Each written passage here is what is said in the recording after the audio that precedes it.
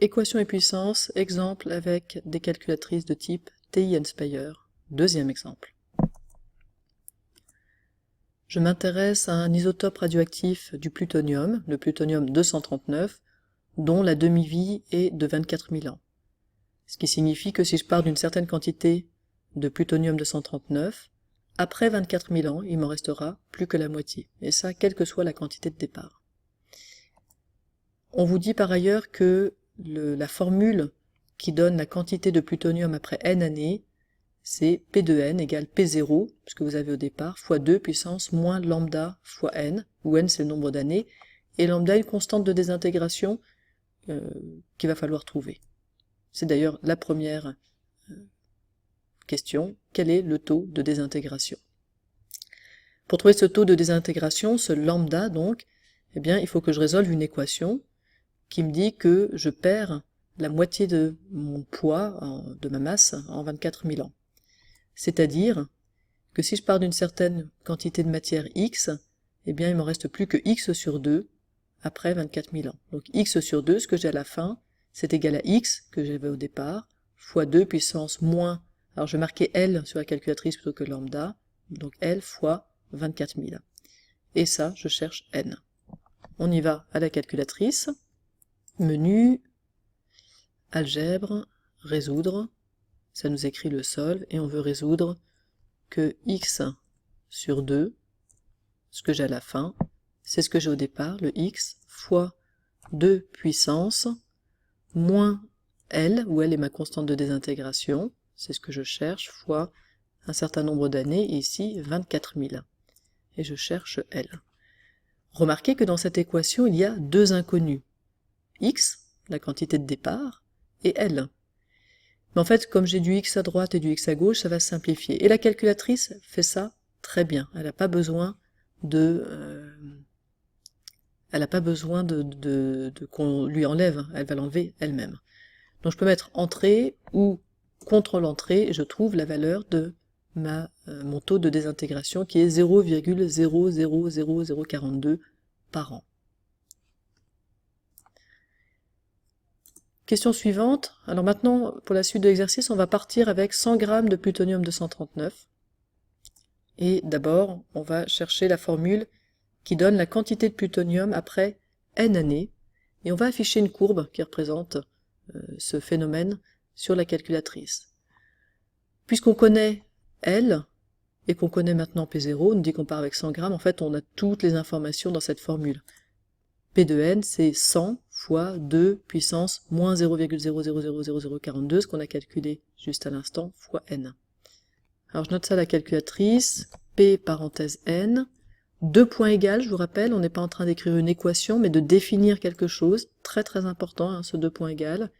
2 points égales quoi? On a dit 100 fois 2 puissance moins, alors je pourrais écrire L, et puis un sachant que L égale ça, mais je vais simplement écrire ici, puisque c'est pas trop compliqué, 0,0042 fois N.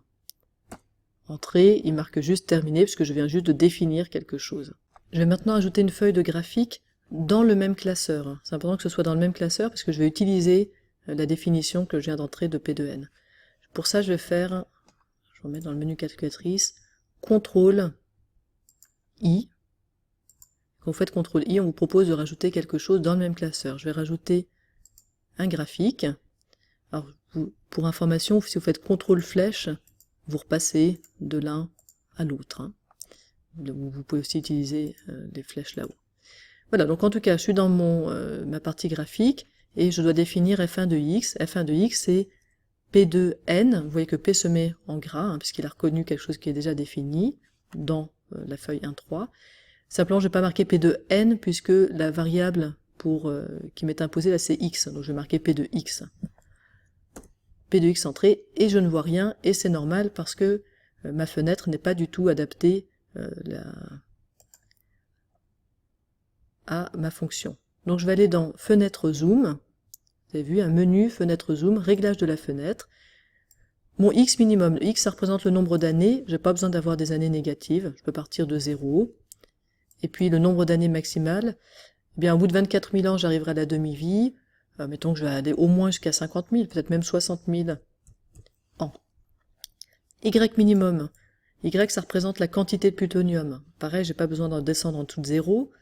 Et au maximum, bien, je partais de 100 grammes. Ça va faire que décroître, donc je passerai jamais au-dessus de 100 grammes. Mais mettons que je mette 130 grammes, par exemple, pour avoir un peu de marge.